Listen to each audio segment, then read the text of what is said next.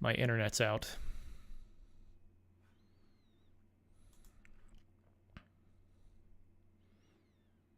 Okay. We lost the stream. I wonder if I was ever even live on YouTube. Looks like we were. Oh, now there's 2 streams. Great. Well, that's too bad. Is it just going to sync those up for me? It doesn't look like it. Oh, that's great. I wonder if... Oh, we're just dropping a bunch of frames now.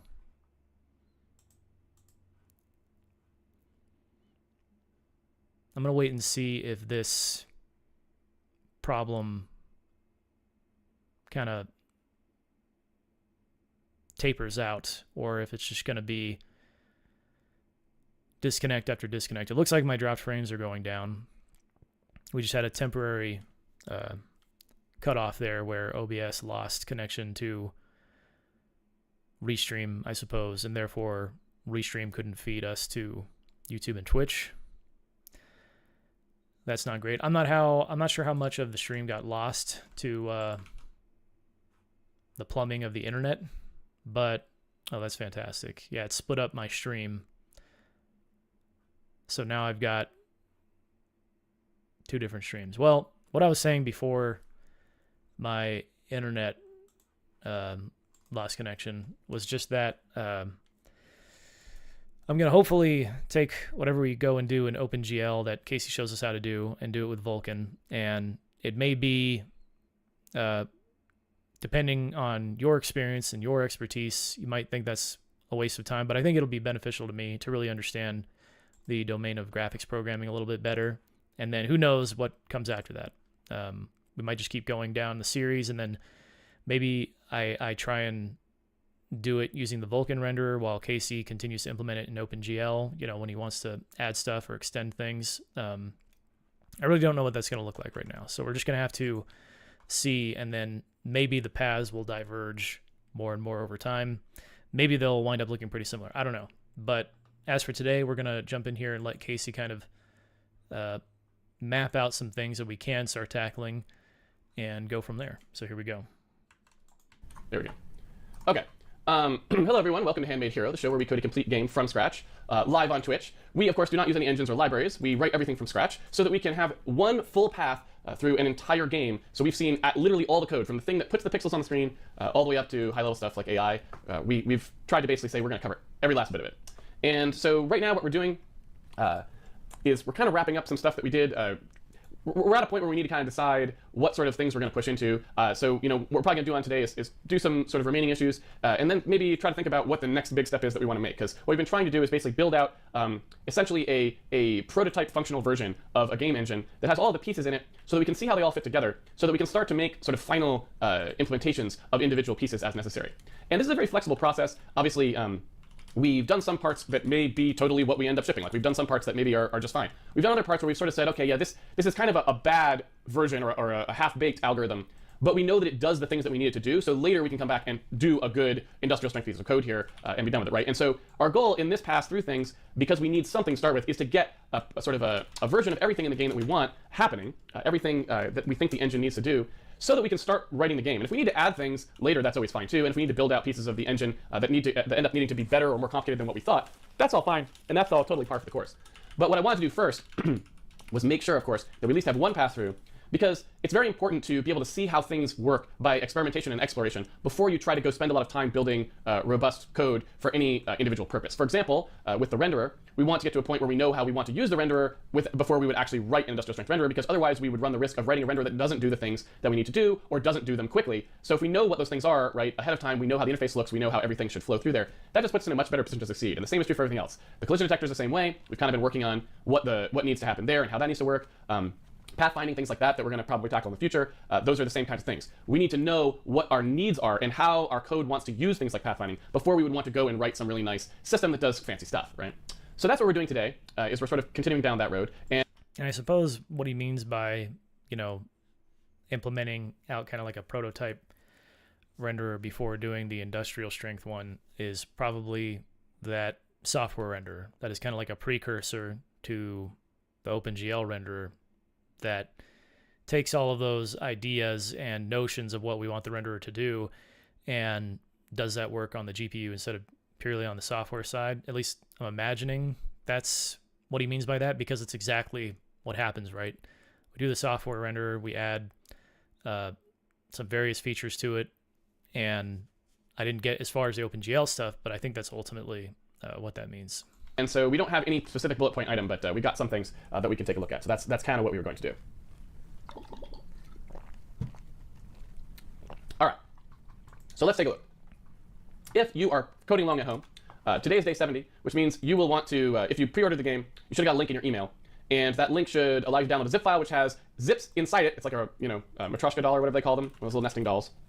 You can open up that zip file, and there will be a zip for day 69, which was yesterday. If you unzip that into a directory, you'll be starting off with the exact same code that I'm starting off with now. And so if you want to follow along at home, that's the way to do it. All right, so I wanted to say something at the outset today. I don't know, maybe this will be the something that we do today, because it's not really something that necessarily I would be concerned about right now, but I thought of it, and I thought that it might be a neat thing to just kind of show because it's a programming thing. Let's put it that way. So basically, we were talking yesterday and we implemented some stuff about a collision rules list, right? It was a list where I could add rules to it, and it would allow people to either collide or not collide based on the rules, right? And so one of the things we did was, like, when something hits something else, you could tell it to keep going. And the reason we did that was we wanted to have projectiles like that, that little test projectile that I added the other day, to be able to go through that guy, but still have the event recorded. So we wanted him to be able to recognize the fact that it hit our little torso monstar there. We wanted to be able to respond to that as a collision event, but we didn't actually want the collision system to do anything about it.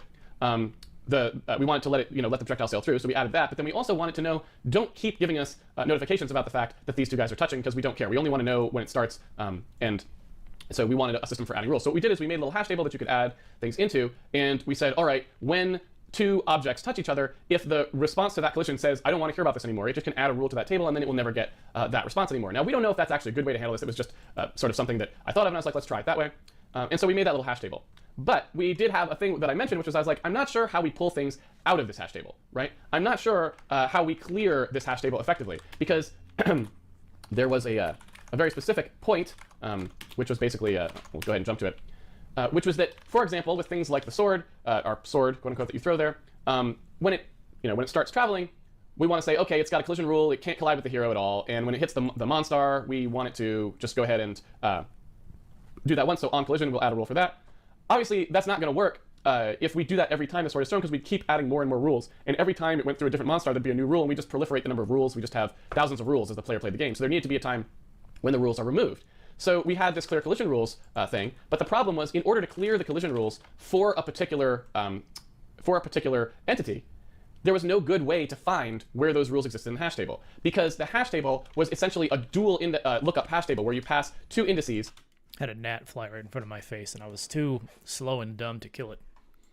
The entity, in any collision, there's two entities, entity A, entity B. And the way we made the hash table work is we just looked it up on entity A, right?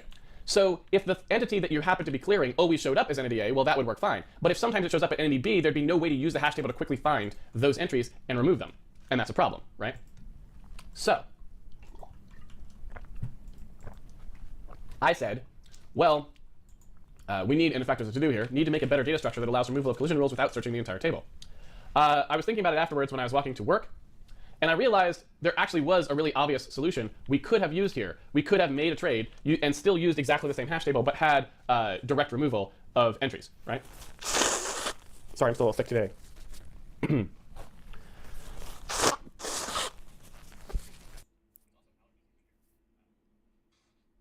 I'm just going to mute the nose blowing until it's done.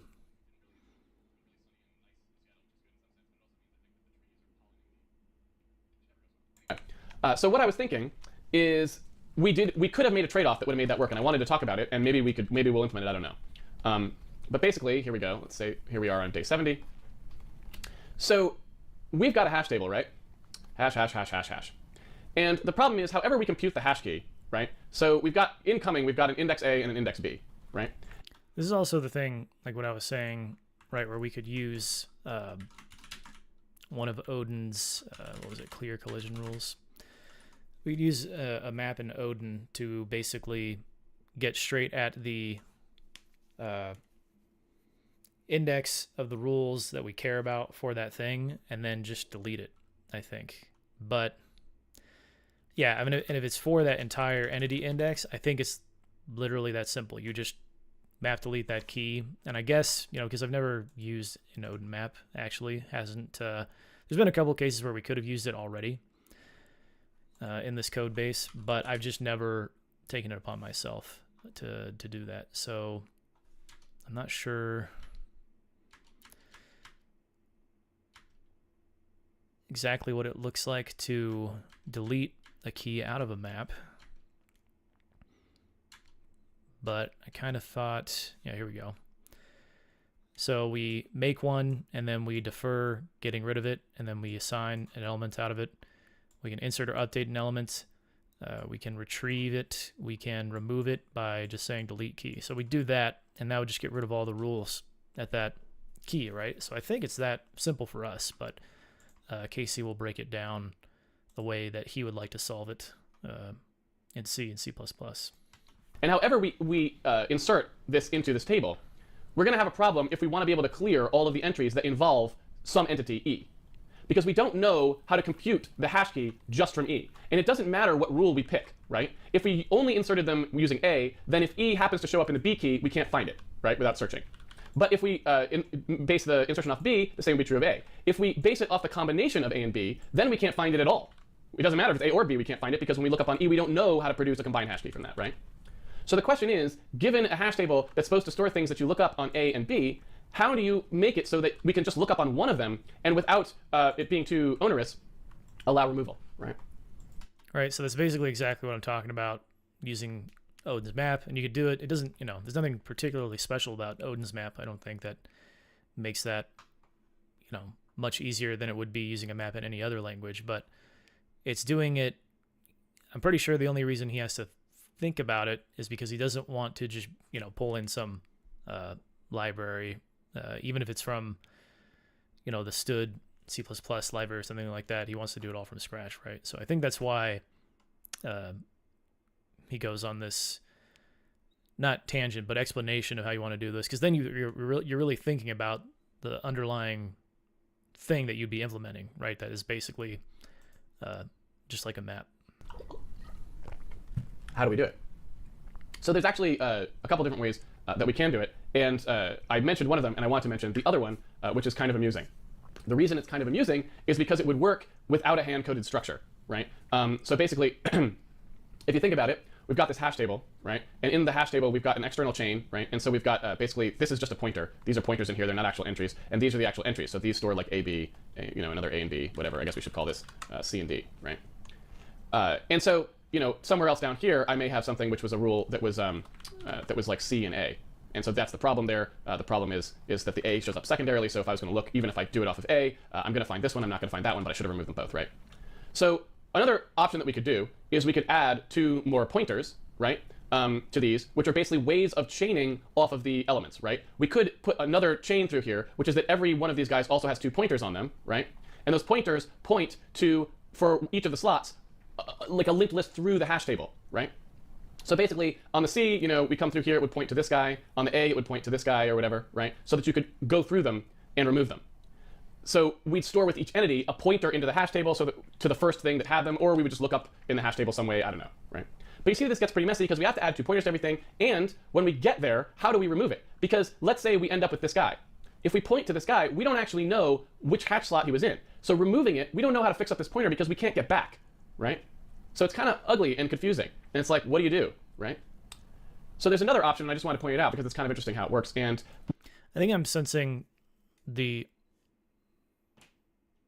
underlying problem that the way I was thinking about this probably doesn't address, which is actually why he's drawing this out. If I've got a rule for C in one slot, and I've got more rules elsewhere, by clearing the collision rules in one slot, there's still some hangovers in others. And, the way I was thinking about doing this doesn't solve that, but this is also why I didn't want to be hasty and then just go throw something together using a map with Odin or one of Odin's built-in maps and then just call it a day. So, yeah, it may be something that I'm going to have to think carefully about over the weekend. to decide whether I actually want to do it that way, or just imitate Casey's way of doing it, like we've already been doing up to this point. One of the things I want to show on the stream, again, and that's why I've been writing all the data structures by hand, for example, is I want to show how to write data structures. Because oftentimes, if you are facile, if you don't, if your answer to how you store stuff is not always just open up the standard template library and grab something, if you actually code them by hand, a lot of options open up to you. If you have that kind of practice and that facility with data structures, it means you can make purpose-built stuff in cases where you need it, right? And so in this case... and that's really speaking to really what I've been harping on so far, which is that I think I want to use Odin's built-in map. And if that built-in map isn't suitable, then learning the way that he's talking about doing this, which is kind of hand-rolling your own, it allows you to then look at other options that Odin might offer to us other than the default map that could solve this problem if we actually do need something that's more special case. And that's kind of like the sort of intangible thing, is like to be able to look at all these sets of things that can do the thing that you want to do, and being able to figure out, look at each of those things and identify what is the actual thing here that solves my problem. And that particular kind of intuition that you have to build in a specific domain really only comes from experience of throwing yourself into the deep end with it and failing over and over until you do have that intuition, because you just failed so much that you know what actually does work, and you can spot the problems ahead of time rather than having to think through and mess things up and then figure out what went wrong. We have another way of thinking about it. But when you actually think about it too, you'll also, this is not a good demonstration of reasons to code things by hand, because this is the actual method that I thought of is something that would work even if you were using a off-the-shelf component to store them. I'm pretty sure anyway. I don't actually know, but I assume you could combine. Yeah, you could combine like an STL map and an STL list to do this, let's say. So what I realized was, well, if we're going to spend some extra storage, like 2 extra pointers, right? And we do 2 extra pointers and then still get a system where we don't even know how it would work, right? 2 extra pointers on a 64-bit system is like 16 bytes, right? Because each one is 8 bytes. Each pointer is 8 bytes. So that's pretty expensive, right? Considering the fact that these were 2 uints, so actually there was only 8 bytes here, and then the bool, was another 4 bytes or whatever, but we could have made that smaller if we wanted to. We could even probably snuggle it in some way by using the high bit or some weird stuff like this. So these were actually pretty small, these things. And then there was an 8-byte pointer to the next field, was actually pretty big. So adding this, though, would not quite double the size, but it would make the size quite considerably more. So the question is, if we were going to go that big, if we were going to look at 2x sized things, which is what you'd have to do if you were going to start to do sort of that chaining version, is there something else you could do that would be much easier and work in a more straightforward fashion? And the answer is yes, I think there is. So when we insert A and B, and we know that we want to be able to search for E, in our hash table, what we could do is we could say, whenever we do an insertion, instead of inserting just on a key, like what we're doing now, that we're doing just based on A or on something else like that, insert it based on A. So insert it this in a position based on A. So this would be the A's hash slot, right? So here is the AB that we insert, right? So that goes in there. Then insert it on B as well. So if this is where B goes, B collision rules go, right? We also insert it here, right? And we insert it the other way around if we want to as well, right? So we insert the 2 versions. We insert AB and we insert BA, right? Now, if we want to remove something entity E, we can look up on entity E, and we know that no matter whether it was in this position or this position, we know that we will find, let's say we come and we get B, which before would have failed. We know that we will find one of the 2 in the pair when we look. When we find that one, we now have the information necessary to remove the other one, because this gives us the A that we didn't have. So okay, so this works just fine, I think, using the built-in map approach as well. And I don't know that that was really the problem here at all. Like, you could have, using that more convoluted solution that he was explaining, where you've got like pointers to other hashes in different slots, right? That could have still worked with an Odin map, but it would have been really problematic. This is, and I remember him kind of breaking this down before when I was doing this with Zig. And that just, that makes so much sense. And yeah, I don't even have to think very hard about it. And I could do the same thing. I could do exactly what he's talking about here. Using, well, We could still use an Odin map, but it wouldn't work. It would not work quite the way I was saying because, well, maybe it would, because then you would look at every single rule, and you would just see what is the index on that rule, and then you now know to go and clear the rules out from all of those other rules in the table just based on finding that. Then you just go and look for the one that you're trying to get rid of in each of those other slots and get rid of it. I think it still works even with the way that I was originally thinking of doing it. There's just like an extra step there to clear out the rules from every other slot.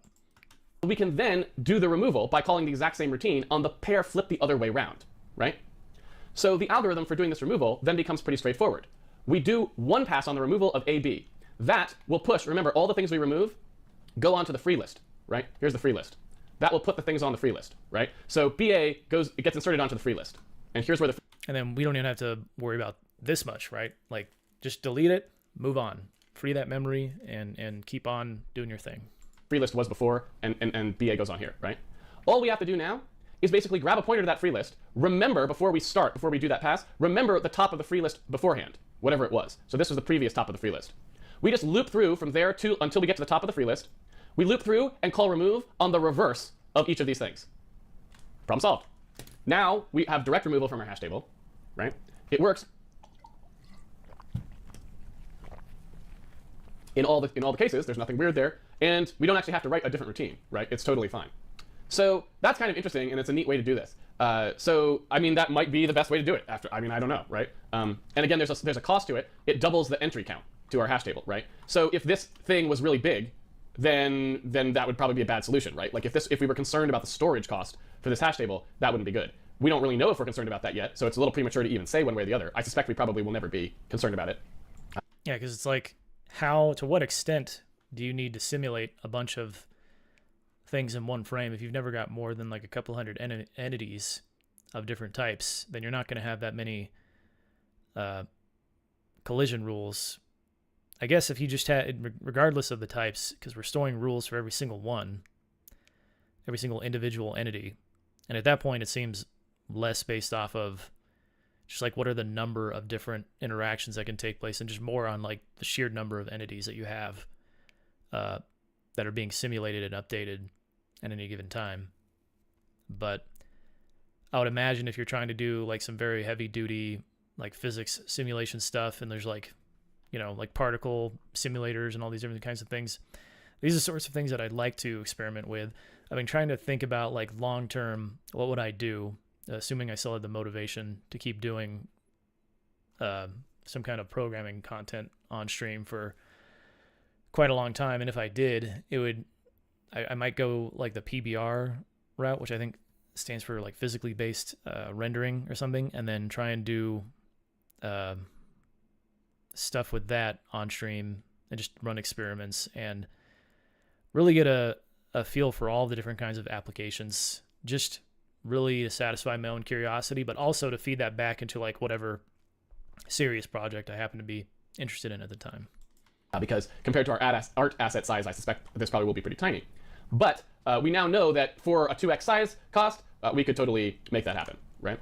And then we wouldn't have to bother sorting the indices when we look them up either. We'd just look up however they came in, because we know we'd always find the rule no matter which order we look things up, because they're both in there, right? So I thought I'd point that out because it was just kind of neat. And I'll put a note in here as in case if we do decide that we want to do that, eventually we can. Say, one way to make removal easy would be to always add both orders of the pairs of storage indices to the hash table, so no matter which position the entity is in, you can always find it.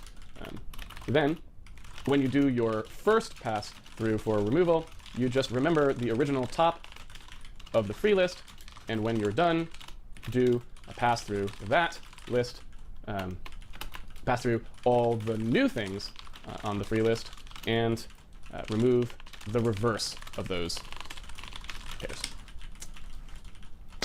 So there you go. So I was kind of happy with that, and I was like, I should probably talk about that in the stream because it's kind of fun. All right, so let's take a look here. Somebody reported a bug that I'm very glad they caught, because this would be one that, you know, I don't even know, it might never have bit us, but if... That was such a long note. Oh my goodness. Hold on. I'm just going to finish punching this in. Just remember the original top of the free list, which we don't really have to worry about, but it's important to recognize that the implementation that I have may not be a one-to-one replication of what he's doing. And so I'm thinking of, like, if I start to see really weird performance things, really weird drops in frame rate that I can't explain other than by pointing at something that I've done differently from Casey, right? Which has already happened a little bit with the arena stuff, but we solved it. I think it was just a case of me trying to do something dumb by initializing an arena on every single frame instead of just the one time, and then reusing that on every frame. But I thought if that wasn't it, I was like, okay, maybe it just has something to do with the way that I'm allocating and freeing stuff, like with the game memory blocks, rather than doing putting each memory block that gets emptied, right? Because all the entities have been pulled out of that block and then moved somewhere else, either because they're moving across world chunks or whatever. Instead of putting, maybe it's because, you know, we're not using a free list, and then like there's also the fact that we're using software rendering. So I thought maybe just the way that I'm doing that with STL, I thought there could be any number of reasons why I'm seeing this bottleneck now. And it was also after making all of these big changes with the simulation region stuff and adding things to the entity system. So I really didn't know exactly where that could be coming from, but I'm glad I tried the whole to try a new arena allocator setup, and I was able to quickly see that that was, if not the entire problem, most of the problem. We were, you know, back up and running really quickly. So, but still, I was worried about how I'm doing things differently, even for something as seemingly minute as this, and how that could affect things performance-wise down the line. So it's something to remember. But ultimately, I think I'll still keep trying to simplify things just for the sake of knowing what's going on and not needing to do the data structure myself necessarily. If it had bit us, we would have been very grumpy because it would have taken a long time to find, because we just wouldn't have thought to look here for a while probably. So in our add radius 2, I saw this. Okay, so what he's looking at, right, is adding the radius width, well, subtracting the radius width from the min bounds of the rectangle. I pointed this out when we were doing that code, and I was like, I don't think this is what Casey meant to do. But you can see here, I plugged in the width and height for X and Y, you know, respectively, according to the bounds, because we want to expand the bounds. This was for the simulation region bound stuff, where we wanted to expand, or rather expand the bounds of the region we're simulating, but keep the updatable bounds of the entities that can actually have their state changed kind of smaller, so that we don't have entities getting stuck inside each other outside of their own region or whatever it's outside of the region that we're simulating on.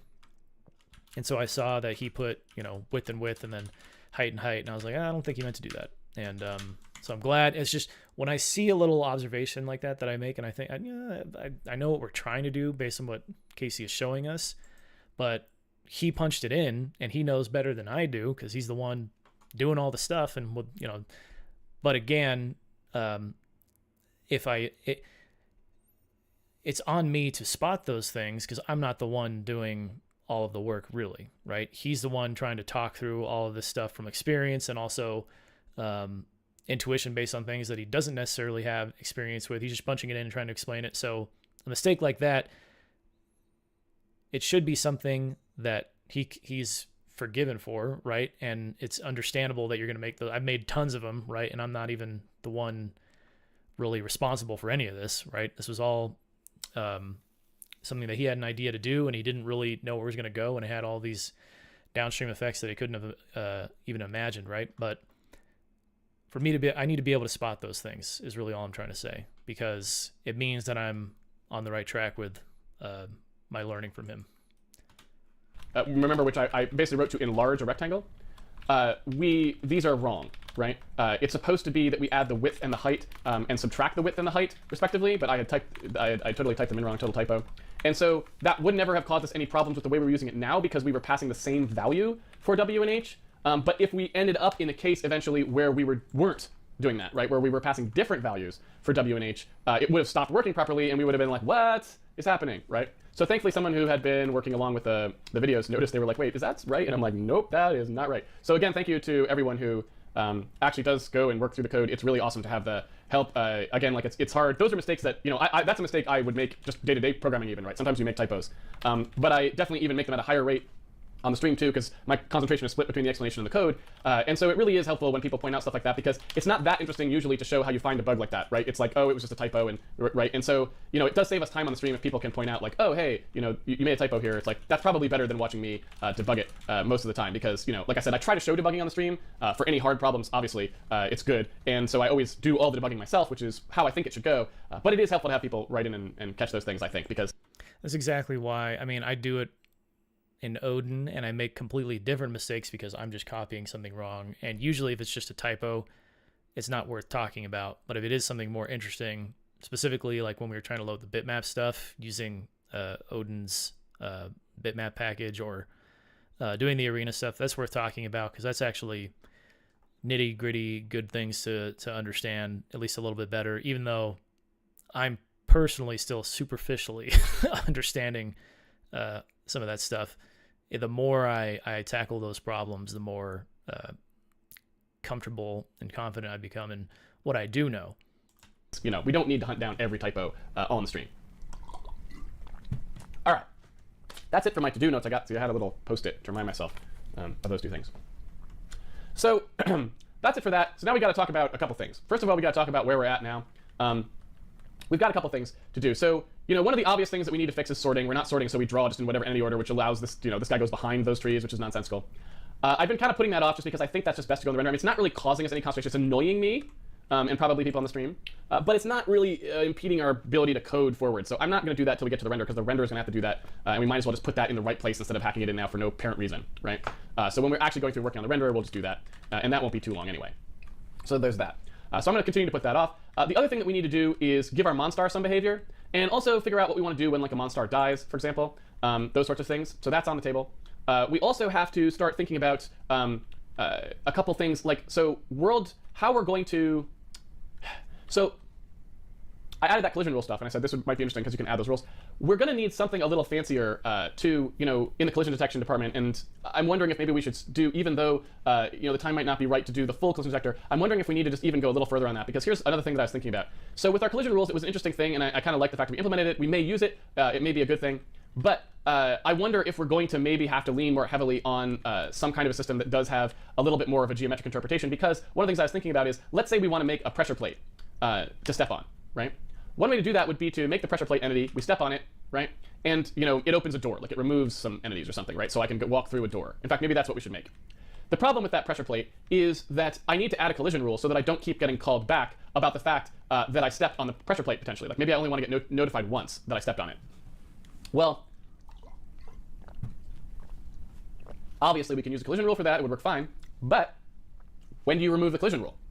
Collision rules are really only effective if there's a defined time, like with this sword thing that I was talking about, a defined time window where they operate in so that they can get removed. Because if they never got removed, like with a pressure plate, I step on it, how do I know when to remove that collision rule, right? And I guess what you could say is, well, when you step off the pressure plate, we could remove the collision rule, but I don't know how to know when we would step off the pressure plate if our whole definition of doing collision testing is based on these rules. Now, maybe what we could say is, well, okay, we have two ways of testing things in the collision detector, which is something we would have anyway, which is, are two things overlapping currently? And then there's the whether things go into or out of stuff. But if we go that route and that has to work properly, then we might as well maybe just use that for most of the things. We have entry and exit, you know, ideas of collision.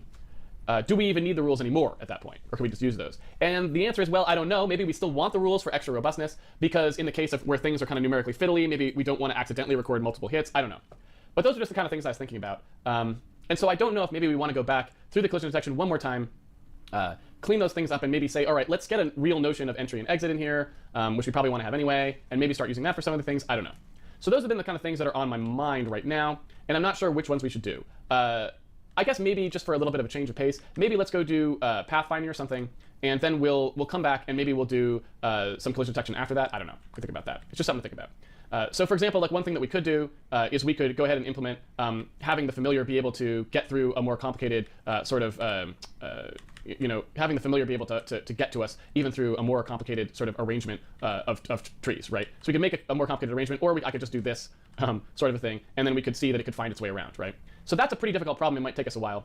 So that might be a good thing for us to do too, right? So I'm just thinking aloud here because we're getting to the point where we need to sort of pick a new major thing to do. All right. So beyond all of that, obviously, is also animation. That's the last thing that we definitely need to do, and that would be like getting this guy to hop. I've kind of been all the time I've been like, oh, we should go do animation next, but I never actually quite get to it. We keep deciding that there's something else we might want to do ahead of time, and so I don't know. That's the other thing that we could go tackle, and that's going to be kind of a whole separate branch as well. I should probably be listing these things out, right? So let's go ahead and take a little piece of handmade.h here, and I'm just going to go ahead and say put a to do up here. So let's see. We want to do animation, right? So we want to do our animation. I guess what I would say is animation should probably lead into rendering, because animation will motivate our renderer quite a bit. That would include particle systems probably as well, systems, and skeletal animation, basically what we want here. So this is kind of our graphical effects sort of a stuff that we got to do. So we'd want to put in some of that, and then that will lead directly into rendering.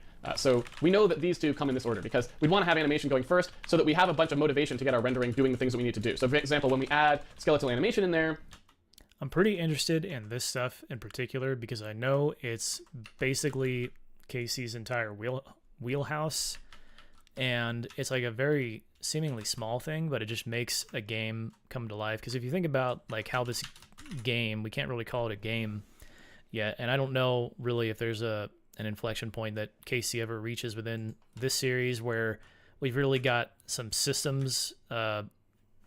Siri, shut the hell up. I don't know if he ever gets to a point where there are like there's a few different game systems to play with, and like you can actually kind of jump into a game session and maybe kill some monsters, throw some fireballs, do some stuff like that. But I think I can get there just by kind of changing the sort of topic that I'm most focused on learning, and maybe pivoting more towards game design and start thinking more about things from that angle. But as far as rendering and animation and stuff, like this is like the only thing that's really alive on the screen right now is that floating head just hovering up and down, and that's really unsettling, but that's not really the vibe that I think Casey wants to go for exactly. So we're going to want to rotate pieces of the guy, and we're not going to be able to do that, right? Because our bitmap drawing code right now doesn't support that. And so that's going to be like animation is going to be this nice thing where there's all these requirements we generate, and then that's going to lead nicely to the renderer. We're like, okay, we know we need scaling, we know we need rotation, and then we know what we have to build for the renderer. So I think we probably want to put animation off until basically the last thing we do before the renderer, and the renderer probably is the last thing we do before we start actual coding. So the game goes here, right? Is what I would say. So the game, I would say we probably also want to push off the entity system until then, because the entity system is going to come up concurrent with the game. And so I would say that like really the only stuff we need about the entity system right now is all the scalability stuff and how that sort of goes. And so probably what we'll do is we'll leave our piggy entity right now, our giant entity thing that doesn't really do anything in terms of being smart about anything. We'll just leave that, and then so basically the entity system will be what we do this, the game, when we start doing the game, world generation and the entity system will kind of come up together as we build that game. And those will be components that are evolving continuously throughout that time, right? Now for world generation, we do need one thing up here before we do any of this stuff, which is like rudimentary world gen. So basically no quality, just what sorts of things we do. And so right now we have essentially no ability to generate worlds whatsoever. We just make a bunch of connected rooms. So what we would want to do here is a rudimentary world gen that basically did what we need to do to actually make real world stuff. So if we look out here, right, we don't have any ground cover. The trees are all in a weird line. Like, they're like wall rooms. It doesn't make any sense. We don't have any notion of like where stuff is or any of that stuff. So we'd want to make a... I totally want to learn how to do that stuff. I think it'll give me a good appreciation for... I just think like if I can do a procedurally generated thing at least half decently and have it come out okay, then you can build, that comes along with an intuitive sense, okay, for how do you need to lay out like a level, depending on the type of game you're doing. to make things interesting. And the only examples that I can draw from really are the two genres that I'm most familiar with, which is FPS and RPG. And when I say RPG, I'm thinking of like a Skyrim, right? Where it's like an open world, you can do stuff, you can pick up everything, you can, beat up everybody, you can be evil, you can be good, you can be all these things. But when it comes to like combat and exploration, like you want elevation, like, oh, there's a mountain over there, I want to go and climb it. Oh, there's a dungeon over there, I'm going to go and delve into it. When you're in combat, like having, again, elevation, like, somebody's got the high ground and they're shooting arrows down. What if there's something environmental, like all these things where you think about like specific map creation, but then the scope has to be very constrained. You want to make sure you're not trying to be too ambitious. And that's the thing that I think is probably the one, if there's one thing to be most cautious about and most careful about, it's reining in expectations of what it is you want to do, because I'm just one dude. If I'm lucky, I'll meet one or two or three other people that all have a common goal and vision in mind that they would want to work with me on such a project, because there's some things that I just will not be able to do. And that's specific to like art, right? That is just way, way over here as far as what I'm capable of, or even what I have an interest in doing. But programming, game design, music and sound effects and things like that, I think those are all inside of my wheelhouse, relatively speaking, and I can get deeply acquainted enough with any of those domains to do something halfway decent. But obviously we're starting with programming to be able to build tools to be able to facilitate the rest of that. Screen that looked sort of like the game should look, with trees and rocks placed in reasonable, not like using good algorithms, but just some trees, some rocks, some grass down there, so it was like a full looking screen, so we'd know roughly what we have to do to make that happen, right? So that we want that so that we at least know how that's going to work roughly, so that when we do world generation, what we're focusing on here is just going to be, okay, in this particular situation, world generation, we're just focusing on how do we make algorithms that generate the kinds of worlds that we want, and that'll come up with the end system, but not how do we actually write the code to support world gen, right? So we probably want to do that here, right? And that'll do stuff like placement of background things, connectivity, probably, just, non-overlapping, things like that. Just some basic stuff so we know what has to happen, so that we make sure that our structures of things support the kinds of queries that we need. Okay, so I already said we needed some AI stuff here, right? So we need like pathfinding, and then we, I guess, need like AI storage, for lack of a better term. But, for things that are supposed to have some agency in the world, we're going to need some notion of what it is that they're trying to do at any given time, right?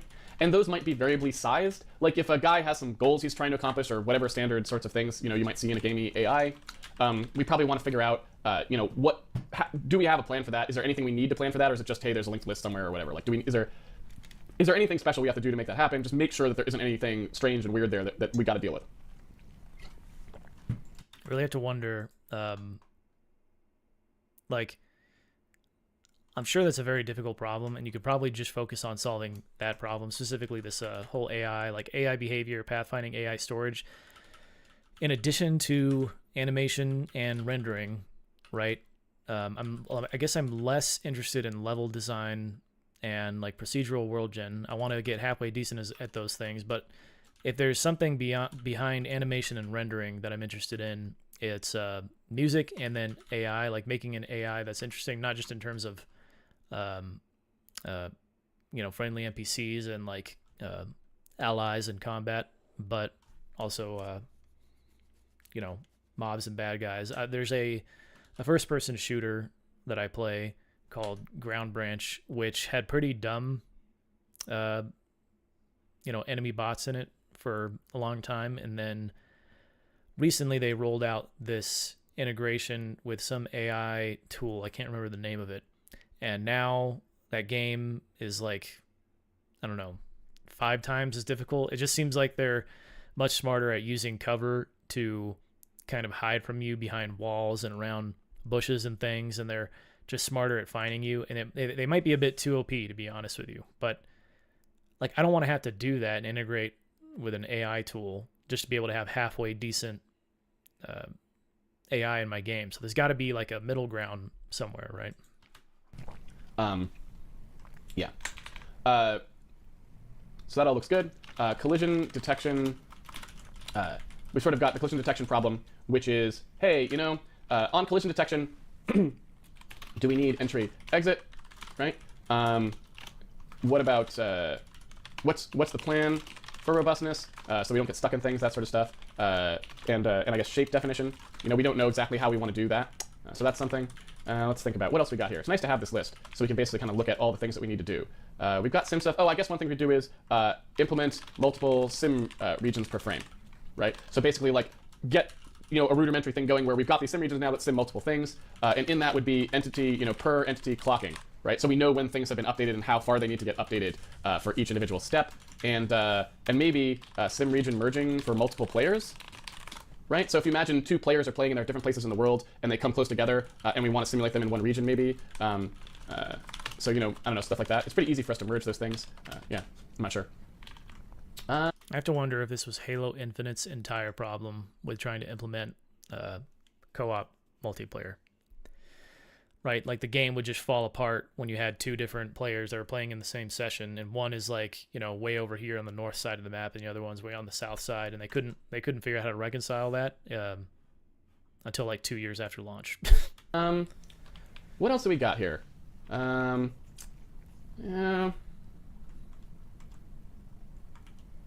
What am I forgetting? What am I forgetting? Let's think. If I were playing this game, yeah, just kind of. I guess we have one sort of thing, which is metagame save game, right? Which is basically just saying, like, okay, we need some story about, do we even allow save games? Do we allow save games?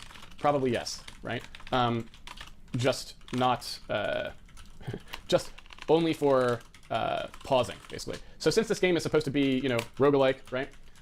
We don't want the user to be able to actually save their game volitionally. I definitely do. Whatever game I'm going to build, I imagine having some sort of RPG component where you want to be able to have like multiple branching paths from one playthrough, maybe, or something like that.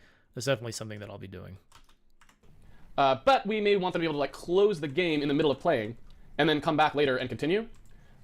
So we might want that, or crash recovery as well, right? Like if the game crashed, because remember, even if we do a perfect job and have no crash bugs in the game when we ship it, there's always the graphics driver to go ahead and help you out and crash anyway. So it's usually nice if you can. And I put question marks over here, placement of background things, because I'm not really sure what that means. This is like the most ambiguous to me as far as like what it is. What it means to even do this beyond just placing rocks and trees and ground in the world.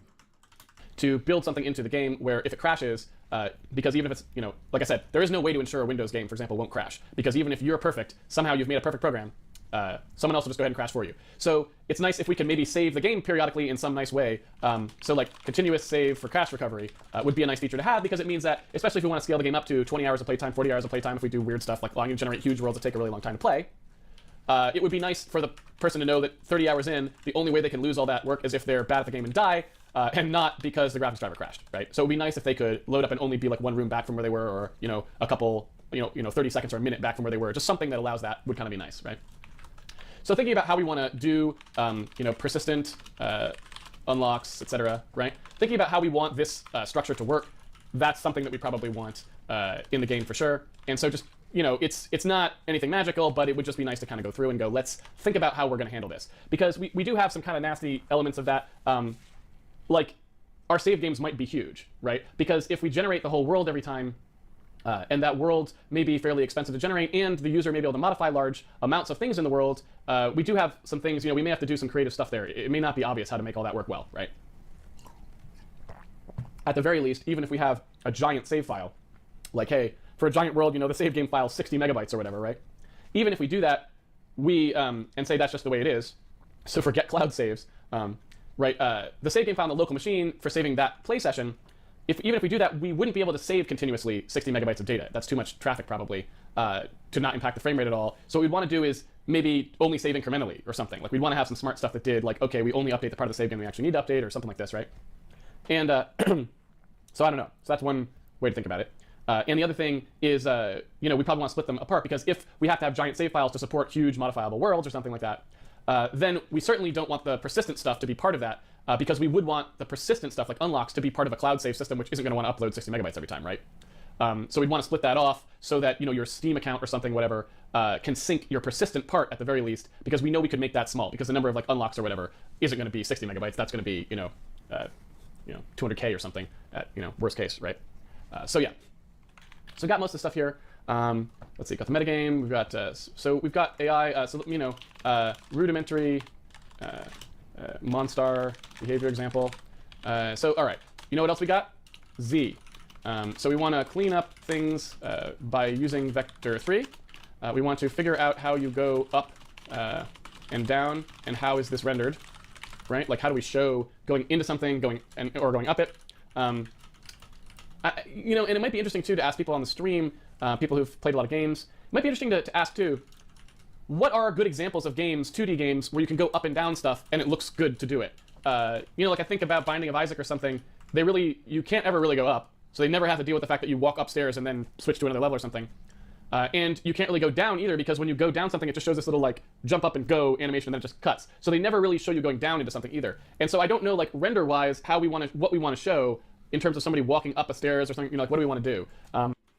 Well, I already know kind of how he does this initially, but I remember hearing him say at one point in some other video that I was randomly watching one day, and he said that he pulls all of that out. Like we implement doing a 2D game with this notion of Z, where you can like kind of see going down and going up, and you can travel up and down. It's seamless. It's not like a scene cut. It just happens. You're going up and down in a 2D world. And for whatever reason, it just turned out to be too expensive, and so I think he pulls that out at one point. But it's still interesting to think about, because I do want to think about having to implement 3D things. I don't know that I would actually ever try and do a 3D game unless for some reason I wound up working on a much bigger project with a much bigger team at a really big company or something. I don't foresee something like that happening, but I guess you never know. And so yeah, I don't. This is kind of a tough one, but it'll be worth it to go through it just to see how it's done, to really solidify that. Thankfully, we're already kind of using V3 in a decent number of places, but we still have all this DZ and DDZ stuff floating around, I think. So, but there's that at least. We're already kind of part way into that. Obviously, we can do something real cheesy where you just touch the stairs and instantly you're on the next screen or something. But is there some better rendering, like some better way of animating that looks nicer or something? What do we want to think of? Is there a game that did it particularly well that we should be looking to for guidance? That sort of thing. So, there's that. So yeah, we want to kind of get our Z situation. That's not particularly hard, but it's something we should go through and do. Trying to think. What else we got here? Architecture exploration is here, and then this is, production, basically. What do you guys think? Am I forgetting stuff? Am I forgetting stuff? And I don't know. I would say out of these things, some of them are big, some of them are small. I would basically say that's a pretty rough one. I'm not sure how we're going to do it. That's pretty tough. I would say, I would say this one's probably going to be a pretty big one.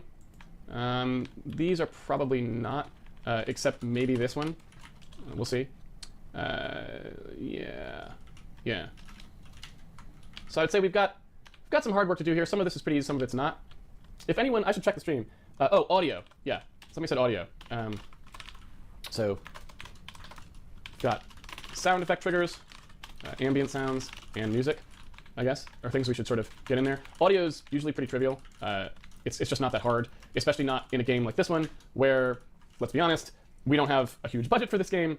So we don't need to do something like make a huge studio editing system where people can dial all kinds of crazy dials and have weird effects and stuff. It's like, we're going to have the money for basically buying sound effects that play when the game needs them to play, and music that plays, and ambient sounds like, oh, if there's running water, we play the running water, right? I might go unusually deep with audio.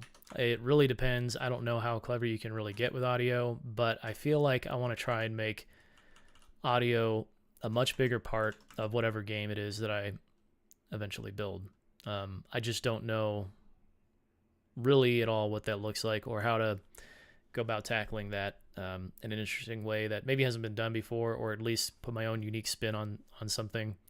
But I feel like it's really underutilized because games are so much of a visual thing. But for me, I think about certain soundtracks alone that just sit in my head sometimes. Sometimes it's like all the time. Particularly a lot of Halo music is just constantly occupying my stream of consciousness depending on what it is I'm doing. There's one in particular, I think it's called, which track is it? The Gun Pointed at the Head of the Universe, and it's just a lot of percussion and then some sort of droning bass, and it very much lulls you, not even lull isn't the right word, it draws you into a sense of urgency about getting shit done, and I really like it.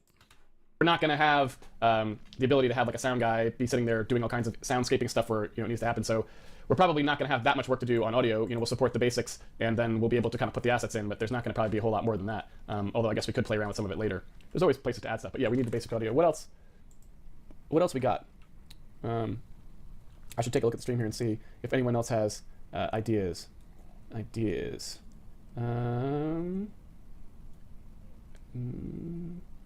Doesn't look like anyone else mentioning anything in particular on there.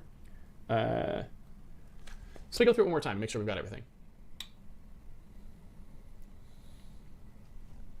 Once you have the metagame, we can go, I guess, so one thing, yeah, so we start up, we've got the metagame. There's sort of, I guess there's sort of a, so in the metagame, there's one other thing we might think about. So there's kind of the concept of, how do you enter a save slot or whatever. Like, there's kind of this concept when you start playing, do I want to have multiple versions of my, like these persistent unlocks and stuff, right? What if I want more than one version of those persistent unlocks? The simplest example being if I'm playing on the same game, as Garlando Bloom, because we are sharing a computer, like it's the living room computer or something, and he and I are like, both want to play this game, and we're like, let's do this. But he wants to keep his save game separate from mine so that... The living room computer. I mean, I'll be fair to him because this was done... The series started almost 10 years ago. In fact, 10-year anniversary might have been like right now. Siri, shut up. I've had it with you. Stop. Quit doing things. 10 years ago, the notion of a living room computer may have still been alive and well, but it was probably on its way out. And today, it's not something that anybody does that I know of. The only examples I could think of are like people who have to work from home, but people that do that and they don't have enough rooms to have like a home office. I'm fortunate enough right now that I have space for a home office, but I'm not sure how much longer that'll last. But I'm thinking most people do who don't have room for a home office have to set something up like in their master bedroom or something like that. Or maybe it's more common than I realize, but most of the time people are just going to throw a console right in the living room, not a PC. He can unlock stuff separately. But, again, if we're going to support a console, if we're going to try and port a game to console, like, or even like the Steam Deck, which is there's a little bit less of a barrier to entry there, or the Switch, which you can throw all those in front of a living room TV, you definitely still care about that sort of thing. From me or whatever, right? And we can each play the game without having to play the other person's save file. So if we go in there and, do that, what is that the implications for that in the game? How do we make sure we keep those separate? And what's the way that they get picked? Because maybe we want that to all work in game, so there's not like a menu. It's just kind of like, you have your character, then the first thing you do is move to you can imagine like a spatial version where you like walk down, there's 3 different stairs or something, and you go down the one that's the save slot that you wanted to play on. If we want to do something like that, there has to kind of be this notion of multiple worldy things where it's like we're in a world that isn't really a real world. It's a world for picking worlds, and then we picked one, and now we have that world, right? There's this kind of thing that goes on there that creates complexity in the code. And so we probably, before we go any further too, would want that to work properly, right? So we'll get that in there as well. Let's see, anything else? Any in-game UI needed? Hopefully not. I hate in-game UI, so I'm hoping that we won't have any in-game UI. That's my hope. I mean, we may float a few things. I guess that's one thing we could do, which is like just a floating thing for, well, I'm hoping we don't have any. I guess that's what I'd say. I'm hoping that we don't have any of that, so I'm just gonna see if we can get away without it. Logging should be on the list. So I guess, yeah, debugging, right? Debug code should be on the list. So yeah, logging, diagramming, switches, sliders, that sort of thing, right? Some kind of stuff for getting debugging working. Let's see. Can we please do GUI? So I guess we'll do a little GUI here. We'll do a little GUI, but only a little, because games with GUI I don't really like. So I don't know. I mean, I feel like we'll do, if you want to do handmade, some point you do handmade like Roller Coaster Tycoon, or one of those old games that had like tons of windows where it was like, it looks like some kind of an app, right? That's where you'd kind of want to do the GUI coding, but so we'll see. But yeah. I'm actually probably on the same page. I'm tired of looking at GUIs. I'm tired of looking at menus and tabs and windows. If I'm totally blunt about it, I'm just tired of software in general. But so, and to that point, if I could make a game that has some level of sophistication as far as the RPG elements go, I don't know that I'm confident at all that I'll ever have the ability to do that. But if I could do that without having 1,200 menus to sort through, but if I was going to not even try and do something, not be so ambitious to not have any UI, but I think about, for instance, like the Animal Crossing games, like whatever the latest one is on the Switch. That's one thing where I've looked at my wife struggle playing Animal Crossing because she's very heavily optimized on her style of play. She knows exactly what she's doing 100% of the time. She knows exactly what she's trying to accomplish, and she knows exactly how to get there. But the way their menu system works, it is extremely tedious, and I can tell that it crushes her inside a little bit, having to deal with it all the time. So I'm like, hey, I'll make a game that saves you from having to do all that, gives you all the things about Animal Crossing that you still like, and maybe lets you throw fireballs at the animals to satisfy me. Best of both worlds. Maps is a good point. Maps is a good one. I'm not sure how we want to do maps. I wonder if we could, maps is interesting. Maps is very interesting. Yeah, let's go ahead and add that. Map display. Magnets, how they work. So basically, yeah, map display, I thought a little bit about that, and that actually may be a technological problem. Meaning maybe we really do kind of want to think about that a little bit. And I'm going to go ahead and put that underneath rudimentary world gen, like so. Because I do have some thoughts about that. And so, yeah, let's think about that. Will you be carrying multiple items? So, yeah, magnets. Is he talking about like a compass or something? I don't understand that. I've got ideas about how I want to do that. Let's put it that way. So I think we can get away with very little UI in the game, if none at all. But yeah, we'll get to that part later. I don't think map is a good point, and map is a thing. That's Q&A time. I think we're done mostly with this. I think this is a pretty good list. Yeah. So let's sort. Let's I started a little late, so let's just take a couple minutes and let's sort this. Because we're starting fresh next week. Obviously, we'll be starting Monday. Time for a new topic. Let's think about what we want to do here. So I would say that like Z and multiple sim regions is kind of an example of cleaning up sort of stuff. So I think I might say let's do this stuff. Let's do this stuff next week, maybe. Try to do some of this because we're going to take the week off. The following, the first week of March, I said we'd take off, give people a chance to catch up and stuff. I'm going to be traveling that week, so it'll be easy. That'll be best for everyone because people have been asking for a week off. They'll get a week off. I won't have to try and figure out how to stream from locations where the internet might be even less likely to get to Twitch than it is here. So that might be a good one. So maybe we start with these next week because we don't want to start something big next week, be right in the middle of it, and then take a week off. That seems bad. So maybe we stick with things that are just stuff we've already done that we just need to clean up, get them off the list, get them done, right? So maybe we break it up. We try to do that. And then, if we break in the middle of that and for a week, it doesn't matter because these are things we've already mostly done, so we're just kind of like updating them, and that'd be fine, right? Then if we take a look at this stuff, I guess I would say metagame and save game maybe would be a good thing to think about.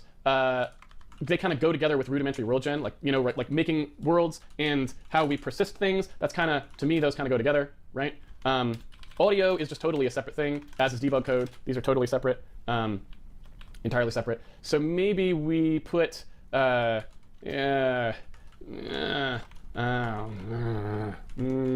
maybe we put these up here and like that. Maybe we do debug code. I don't know if I really care about doing debug code that early on. It's hard to say. It's really hard to say. Yeah. All right. and then we would sort of do it in this order. This would be the order. I don't know what you guys think about this. So basically, we do this stuff, which I don't think will be too much work, pretty straightforward. This would be creating all new code, which is just stuff that allows us to debug our stuff more easily. This would sort of be finishing up that collision detection code. I wonder, so I feel like that's probably a little bit more of a cleanup thing too. So maybe let's do it in this order, right? So here's our cleanup stuff, right? And maybe we do that first, because I don't like leaving it broken, and we sort of haven't really finished that stuff. So maybe we just kind of do one more pass on the collision detection, get that stuff feeling good, right? Then we do this stuff. We do this stuff. Yeah, I like the way this is developing. Let's move AI down to here, so that kind of dovetails into the animation system. And well, okay, yeah, and AI and the world gen kind of go together too, because the pathfinding may have to kind of understand some of those things. All right, so that's looking pretty reasonable. Yeah, I like that. That looks like a pretty good hit list. I feel like by the time that we got through all of this stuff, we would basically have what amounts to a completely playable engine thing. You know, that's pretty decent, actually. And that certain components are not industrial strength, but we'd be in perfect position to go ahead and start doing exactly that, which is going through and making things industrial strength. So we'd start in on the renderer, which is the only real huge one, and then we could actually go through and do it for reals. That seems pretty good. I could see that being good. All right, so I'm happy with that. Let's go ahead and go to the Q&A. I don't know if there'll be much Q&A today because of the fact that. Okay, so it looks like he's going to jump into the Q&A now. Super easy day, just a lot of note-taking and figuring out what's next. I can say from just my experience of doing the first 100 or so days in Zig that things don't go quite in this order. I do think that this is something that will get cleaned up next week. I don't remember this, but I know this gets tackled. So those are probably what we'll spend the next couple weeks on. I don't really know if he gets into the debug code at all, but I have a plan for how to handle logging. I know much less about how that's going to go, but I already have a plan for this. Odin makes it pretty easy to do a pretty substantially improved logging, implementation over what I have now, which is just a bunch of print statements and panics everywhere. Audio, I don't know if that ever gets touched, but like after doing the Z stuff, I think we just jumped straight into more rendering tasks. So I don't know if he ever even really comes back to this list, to be honest with you, because he just kind of goes where his heart desires, and that's okay with me because it's all good stuff. So with all that being said, it's been another wonderful week of Odinmade Hero. We'll come back on Monday to do full 3D positioning. So it looks like we're going to be doing the Z stuff, I think, starting off next week. And so that'll be good. We'll just keep moving forward one day at a time like we have thus far. And so, yeah, I'll see you then. Have a good weekend. And, yeah, whenever I see you, I'll see you. Take care.